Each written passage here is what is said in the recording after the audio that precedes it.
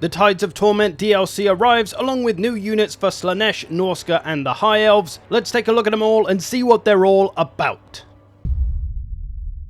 Norska first, with legendary lord Sail the Faithless. Now, on foot and on horseback, he doesn't have great combat stats. He is very much a squishy wizard, so keep him out of melee, unless you get him on his chariot where he can charge around, or a war mammoth mount where, of course, he's gonna love a bit of melee. As a wizard, he has a mixed lorebook of the Lore of Shadows and the Lore of Heavens. In terms of abilities, I'm going to mouse over them all, but pause the video if you want to read them. I'm not going to talk about all of them. He has Nightmare, which is basically just a little wind spell, Skullcane's Teeth, which is a magic missile, a very strong one at that, but overall his magic and abilities are all geared towards damage dealing mostly, so he's very much just a damage dealing wizard. He does get a couple of nice passives when casting as well. The Viperous Staff, this will give him some defensive abilities when he casts, that comes from one of his items, and also Backstabbing Sorcery, which whenever an enemy caster is on the map and they cast a spell, they'll take direct damage. You don't even have to do anything. So, Sail the Faithless, a wizard all about bringing the pain. Next, a new generic lord for Norska, the Great Shaman Sorcerer. There's one of Death, Fire, or Metal. Similar to Sail in that they're a squishy wizard, keep them out of melee, but they get the same mount, so potential on that War Mammoth. Abilities wise, they have the usual sort of stuff, except for Offering to the Gods. This will be able to be cast on a friendly unit, and it will take some of their health, but give them a big damage boost in return. So that's a pretty cool little spell. But otherwise, this lord, along with Sail, are both great additions for Norska because they never had any caster lords before. And then we have a legendary hero, Bjorg Bearstruck. This big lad is very much a tank of a character. He's got quite a lot of health, more melee defense than melee attack, decent armor, is anti-large as well, armor piercing, so he's going to be tanky, but he can still do some damage. A lot of his abilities are geared towards tankiness, like the Bear Fang Talisman, that's a 40% damage resistance for 22 seconds. Regeneration is going to make him tough. He also has Guardian, so he can protect other lords and heroes. Thrill of Battle, he gets more melee defense the longer he spends in combat, so he's just going to be an absolute beefcake of a hero to try and get rid of. Although he does have a weakness to fire, but still very tanky, got some damage output as well, very dangerous. And then we have another hero, the Fimir Noble, not far dissimilar from the current Fimir hero, the Bale Fiend. That one is a caster though, this one is more melee focused. Does have the magical attacks and armor sundering, so maybe he wants to pick more specific targets to go after to make use of those things. His abilities are a mixture of buffing himself up, whether offensively or defensively, but also some buffs for allies as well. He does cause terror, which is always useful too, but otherwise just a good general use hero. Doesn't do anything specifically well or anything unique, but just offers a nice reliable melee hero. Now for Norskan infantry, beginning with Marauder Bearmen. These are basically Chaos Marauders, just tougher. They've got about 2,000 more health, they've got more armor, more melee defense, a little more leadership. The Rage ability will make them tougher as they fight as well. So they're kind of the middle ground between Chaos Marauders and Marauder Champions. So if you want a slightly tougher frontline that's still quite reasonably priced, Bearmen are going to be a good choice for that. Although for a little more money you could get Berserkers, who arguably would just be a better choice anyway. And then we have Marauder Bearmen with great weapons, who are straight up just armor piercing, again kind of like the Chaos Marauder great weapons, just a bit tougher. Health, melee defense, leadership, etc. So these maybe have a little more use than the regular Marauder Bearmen because they're armor piercing. You've got the low tier armor piercing unit in Chaos Marauder great weapons, you've got the high tier one in Marauder Champion great weapons, and now you've got a mid tier one with Marauder Bearmen great weapons. So handy for armor piercing when you can't afford Marauder Champions. And then there's the Worshippers of the Crow, a regiment of renowned Marauder great weapons, kind of Nurgle theme, marked by Nurgle. And yeah, they're basically just a Nurgle great weapon marauders, to be honest. Obviously though, they're related to the Allegiance campaign mechanic for Norska, where you have of the crow, of the snake, of the chimp, whatever. But yeah, within the roster, they offer a little bit of melee attack debuff from the swarm of flies, but otherwise not really bringing a great deal. A new unit that is bringing a great deal though is the Kurgan Horsemen. These ones with dual weapons, they are a light melee cav, they don't have a lot of armor, they don't have a lot of melee defense, and pretty low leadership. So to look at their stats, you might think they kind of suck, but they do have the secret weapon of Devastating Flanker and Frenzy. Vanguard deployment useful there as well, but Devastating Flanker with their 40 charge bonus, that'll become an 80 charge bonus. And so yeah, they can really dish out the punishment bonus versus infantry as well. So hammer and anvil the bejesus out of your enemies and they will do good work for you. But try to use them charging head on into other cavalries, they are going to get dumped on. There's also a great weapon version as well, which is pretty much the same thing, just bringing that armor piercing. So again, hammer and anvil, obviously the heavier armored targets will be better for this lot. But yeah, like I say, try to avoid them taking any kind of charge, and they should do pretty damn well for you. Nice to see Norska finally have a melee cav, and something a little bit different rather than just giving them a heavy cav. They've given them this speedy, terrifying cav, only if you use them right though. And then another regiment of renown, Riders of the Mighty Serpent, again another allegiance themed unit. So it's Marauder horsemen, but their missile strength is pretty damn strong at 39, that's about double what the normal ones have. They've also got a physical resistance and an ability battle song, which will buff the leadership of nearby friendly units. It's quite a short range on it though, so I'm not sure how useful it is, but they can put out some good damage with their missile attack. And then another one of these themed units, this time of the Great Eagle, so Tzeentch themed. This is a Chaos Marauder chariot. It's got warp fire, so it'll give that weakness to fire, and of course they have fire damage to make use of that. So it should be able to do some nice damage, especially if it's against any units weak to fire already and they add this on top. Plus the magical attacks mean it'll be good against demons and such, but otherwise it's mostly just a Marauder chariot. And then, even with this game being 10 years old, CA have found a way to make a unique new unit, and that is the Dreadmore. Look at it. Look at how great it is. What? You can't see it? That's because it's underground, dummy. So this thing is literally burrowed underground, and you move it around that way, so it can't be damaged while it's down there. And once you've positioned it where you want it, you can hit its activatable ability to make it burst out the ground and flop around like a dick in the wind. What? This is actually kind of its main strength though. If you position it under an enemy unit and then burst it out the ground underneath them, it's going to do a good bit of damage just from that. And then of course it can fight in melee. It also has a ranged attack, so it can spit some crap at enemies. And 200 range on that is pretty nice, so it's kind of a little bit of an artillery piece for Norska, something they didn't have before. It also has stalk, so the enemies aren't going to know it's there. It's immune to flanking, so it won't lose any melee defense when attacked in the side or back. And if that wasn't enough, it causes terror as well. However, it has an ability that means it will rout and run away forever if it routs once. So you've got 70 leadership. If you lose all of that and it routs, it ain't coming back. So you got to be a bit careful with it, but otherwise a very cool new monster for Norska. And onto another new monster, the Quadrahead Chimera. This is a flying melee monster. It's got a breath attack as well, is also immune to flanking too, like the Dreadmore. Got pretty chunky armor piercing damage, generally good combat stats, and magical attacks as well as fire attacks. And fire attacks is actually something missing from the Norskan roster. They don't really have a lot of that, so that is something quite useful for them. But otherwise, with the Manticore and the Frostworm, other flying monsters already in the roster, this isn't bringing anything massively new, but could probably be useful for getting after a bunch of different targets.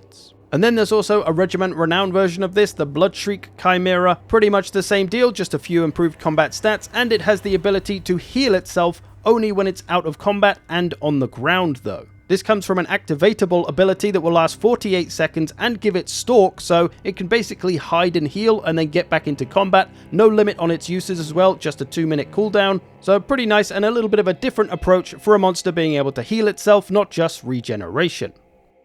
And then we have the Cursed Etin, a giant-like monster, and honestly it's very similar to the Norskan giant that already exists, especially in its combat stats. It does have a couple of useful passive abilities though. One, when it's above 50% health, it'll have plus 15% speed, so it'll actually be pretty quick for a giant. It'll get extra charge bonus, glorious charge, so it'll get double charge bonus for its first 50% of health, and unyielding assault, so its melee attack will never go down, at least for its first 50% of health. When it does drop below 50% health, it will then gain a different buff which will give it a damage boost, reduce its melee defense a little bit, but will give it a constant heal. So basically overall a juiced up Norskan giant that's actually kind of speedy and can heal itself a bit. Pretty nasty. And then there's the Cursed Etin Runecaller. Basically the same thing, has magical attacks now though, and doesn't have armor piercing damage. It has those same two abilities, but comes with 3 bound spells: Doom and Darkness, Flock of Doom, and Enfeebling Foe. So still a big damage dealing monster, but with a bit more utility from those spells. Very nice. And that about wraps up the Norskan roster. Let's move on now to onto the High Elves, starting with the new legendary lord, Sea Lord Aisling. On foot, combat stats are pretty decent, a bit more defensive than offensive, doesn't have armor piercing damage, does have the bonus versus infantry though, so decent at fighting in crowds, but who cares about that because obviously you want him on a skycutter mount as soon as possible, where he basically becomes a flying chariot. Still doesn't have armor piercing damage though, so you may want him on his Star Dragon mount eventually instead. Although the Skycutter may be better for charging around and dropping one of his many support abilities, like Iron-Handed Captain. This can instantly rally a routed unit, that's very cool. He's got this buff to missile units, so he can put out some damage in certain situations in certain ways, and he has some nice support abilities, but otherwise maybe not bringing anything hugely new to the High Elf Lord roster. And then a new generic lord for the High Elves, the Sea Helm. Again, quite defensive, got more melee defense than melee attack, got the silver shield, charge reflection. Somehow no armor piercing, even with that massive pointy trident he's got there. But still, being an anti-large foot lord has its uses, so if you need that, here he is. But he can also get a Great Eagle or Lothan Skycutter mount, which will give him nice mobility, although he will lose that anti-large bonus and still doesn't have armor piercing, so he'll need to look for the lighter targets primarily. For his abilities, he's got a mixture of offensive and defensive ones, some for him, some for allies. He does have a nice one in Tamakador's Gauntlets. This will basically make him better at fighting large things whenever they are nearby. So overall, seems like a decent choice if you're looking for a generic lord that is focused more on anti-large. Although if that's what you're after, you may want a Caradryan hero, a melee specialist with armor piercing and bonus versus large. So kind of very similar to the Sea Helm Lord, just without the shield. In terms of mounts, he can get a horse, a chariot, or his own unique Phoenix mount, which still keeps him anti-large and armor piercing. In terms of abilities, he's got a bunch of damage boosts for himself. He does have a heal that he can cast on a friendly small size unit, and he has the Mark of Azurian, which when he drops below 25% health will give him a direct damage effect on any nearby enemies for the rest of his life. So that can be pretty strong. If he gets beaten up, he's still going to be pretty dangerous. Overall, just really a better version of the existing noble hero for the High Elves.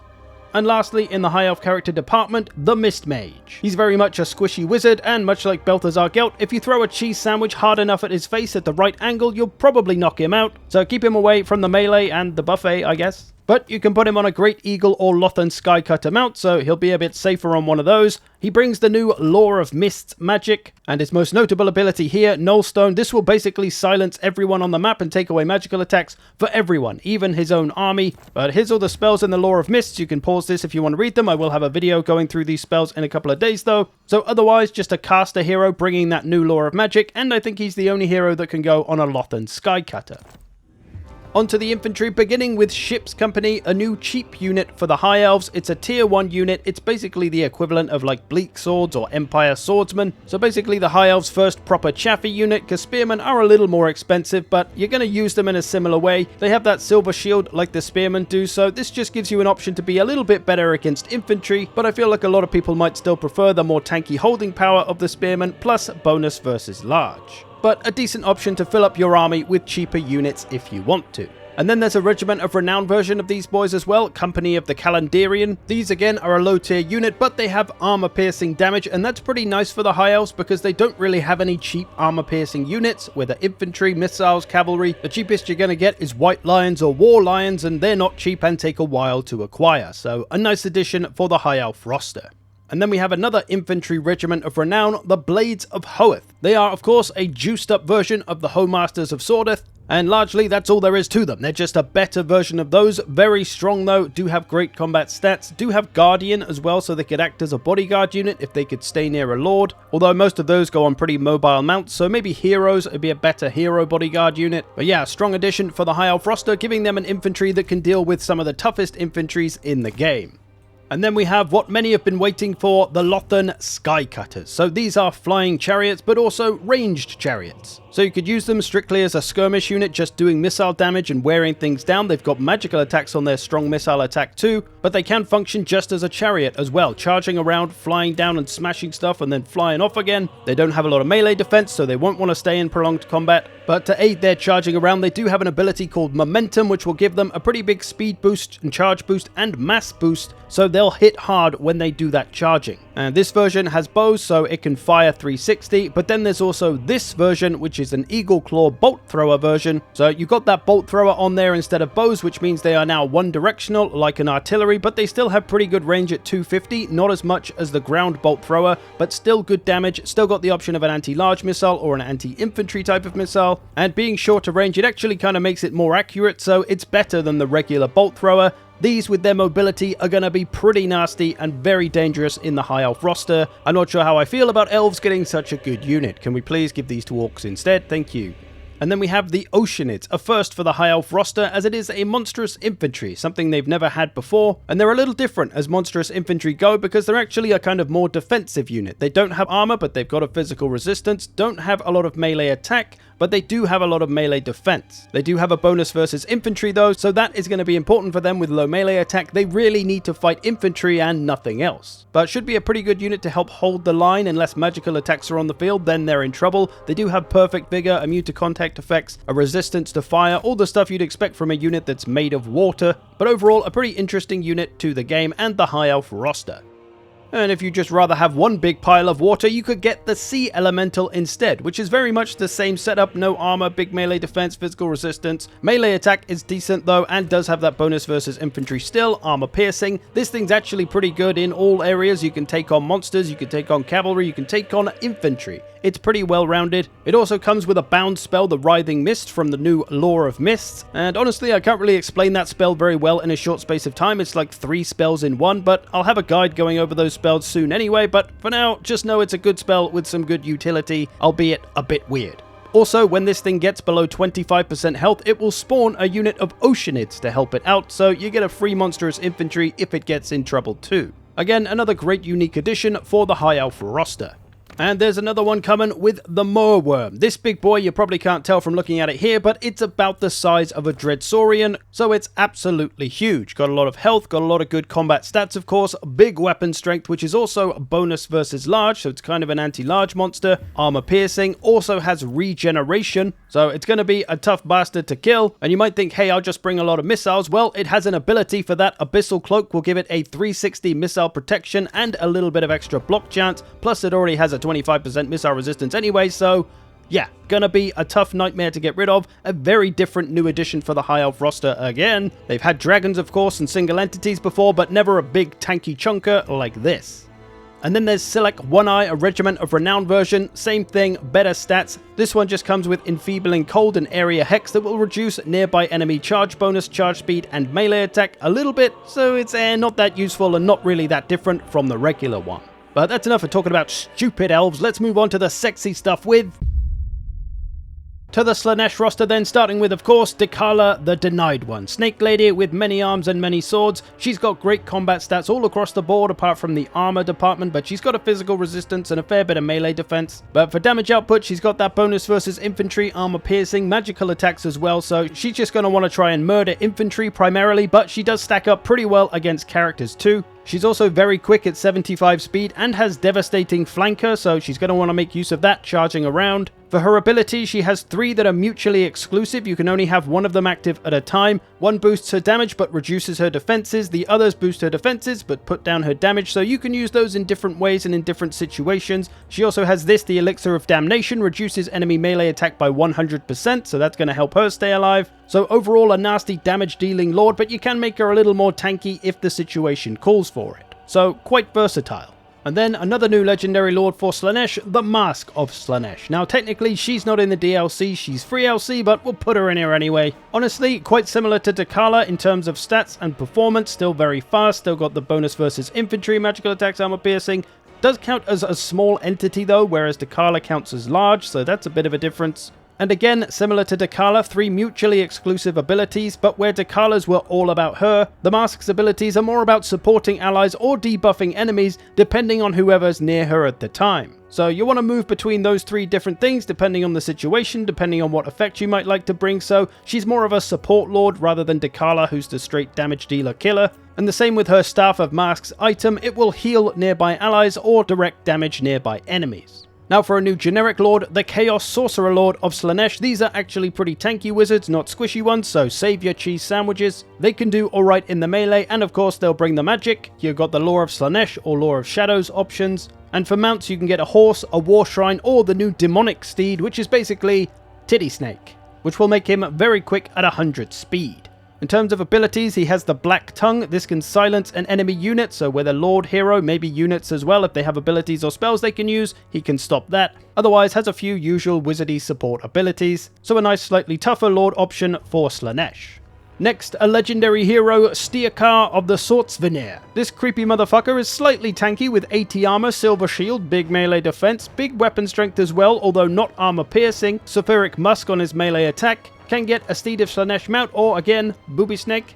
In terms of abilities, he's got quite the mixture. He's got some damage boosts, he's got an explosion spell, he's got demonic whispers where he can increase the leadership of a demonic unit. With the chaos armor, he can get a defensive ability as well, and the sign of depravity. This will increase or decrease friendly or enemy speed based on nearby wavering units, up to 75%, so pretty substantial, and some other buffs and debuffs there as well. So an interesting hero with just a lot going on. He's got some defensive stuff, he's got some offensive stuff, he's got some support stuff, bit of an all-rounder. And then you've got the Exalted Hero of Slenesh, a melee hero, pretty good stats all across the board, silver shield, got a charge defense and charge reflection, no armor piercing damage though, so not far dissimilar to Steerkar just now, just a good reliable generic melee hero, something Slenesh was lacking before. You only had the Cultist, the Alorus, and maybe the Chaos Sorcerer, so you didn't really have anyone dedicated to being kind of tougher in melee. They can get a Chaos Steed, a Demonic Steed, or a Chariot mount as well. In terms of abilities, a couple of damage boosts and a few debuffs to enemies, so a little bit of a support hero in there, but largely going to be focusing on the melee and looking for those unarmored crowds preferably. And then another melee hero, the Druki Anointed. This a little bit more on the damage dealer side, doesn't have the biggest weapon strength, but armor piercing and a bonus versus infantry, big melee attack, can get a cold one or demonic steed mount. And the extra selling point of this, alongside being a melee hero, you do get 3 bound spells you can use. One of them, Soul Stealer, always a pretty good spell, but perhaps more the choice if you want an armor-piercing hero. And onto the infantry, starting with a Beastmen unit, completing the 4 mono-god units. Alongside Pestigors, Korngors, and Zangors, we now have Slangors. These are mostly an anti-infantry melee infantry, got that bonus versus infantry. And then the usual Beastmen stuff, Vanguard deployment, Strider, etc. And they have an ability called Pleasure Through Pain. When they take damage, they will get an increasing buff that increases their melee attack, charge bonus, and speed. Speed being the most interesting one because it goes up to 30%, so they'll be running around at cavalry speed essentially. But they're already pretty fast at 50 speed, so fitting in with the Slenesh roster nicely, I suppose, although maybe not bringing anything terribly new because Slenesh already has a bunch of strong infantry. And they got another one as well in the Devotees of Slenesh. Again, an anti-infantry unit. This one's sort of on the tougher side. They don't have much armor, but they've got more melee defense than melee attack and a 20% physical resistance. They also have the ability Murderous Euphoria, which is a 3-stage attack. They basically gain more damage the longer they fight. So a nice, maybe slightly tougher infantry option for Slenesh, although again, a lot of good options in the Slenesh infantry roster already. A pretty huge one for Slenesh next though, the Devotees of Slenesh with crossbows. The first ranged unit for Slenesh outside of the skirmish cav, and an armor piercing one at that, so going to be very dangerous, a very big addition, going to help with their anti-large needs a lot. A bit shorter in the range at only 130 as crossbows tend to do, but still very dangerous, very useful for the faction, and not totally useless in melee, so just all round a great new addition for Slenesh. And then the one you've been waiting for, you little pervert, it's the Pleasure Seekers, aka Titty Snakes. These are a monstrous cavalry with pretty tasty stats all across the board, very fast at 100 speed, lacking in the armor a bit though, but physical resistance, they're a demon after all, got Vanguard deployment, got Devastating Flanker, and with a 60 charge bonus, that's going to become a 120 charge bonus, and that is terrifying. So a very hard-hitting cavalry that's going to be especially dangerous on the rear charge. Whether they're charging into infantry, cavalry monsters, they're going to be very powerful. Oh, and also they have an ability that will heal them when there's routing units nearby, so they can be pretty tough as well. Slenesh, though, of course, already has a whole bunch of fast cavalry, so not adding anything greatly new to the roster, just maybe a bit tougher and stronger. And then a regiment of renowned Seeker Chariot, the Heralds of Excess. This is basically the same thing, improved stats, but has perfect vigor, so it will never get tired, never get any stat penalties, and always operate at full max damage output. Nasty.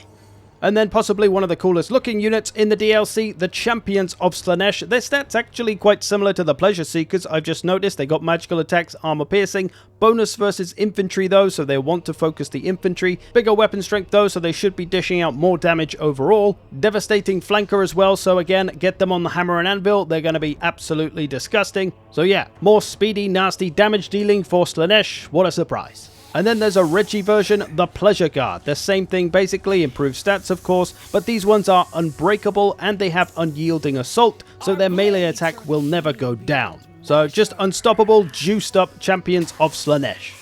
And finally, the Praeton, a flying monster, a pretty big deal for Slenesh because they only have Furies as their only flying unit otherwise. So this is a bit of a weird monster that largely revolves around its ability, All-Consuming Hatred, which will lower its melee defense to about 6 or something, but give it a 28 damage reflection. So every time it gets hit, it's going to give back 28 damage to whoever attacked it. In a pile of infantry or cavalry, that's going to be pretty powerful, maybe monstrous infantry too, but with a bonus versus large, it may be looking to be more of a cav or monstrous infantry killer than anything else, but also has devastating flanker, frenzy, endless malice, which will give it a damage boost whenever there's routing units nearby. So yeah, seems like quite a purpose-driven monster, doesn't have the best armor or melee attack, so don't leave it in combat too long unless you've got that ability active. An interesting addition for the Slenesh roster indeed. And it doesn't end there because there's a Regiment of Renown version as well, the Scourge of Ardennes. Basically the same thing, got those same abilities, but now it has the ability to not only hide in the forest, but also strider so it won't get slowed down by forest. And while that might not sound that exciting, it's actually quite unique for a flying monster to be able to hide in the forest because none of them generally can. So you can launch some stealthy attacks with this thing, creep it through a forest and then set it flying and get after whatever you want to. So pretty cool as a stealthy flying option because there aren't really many of those.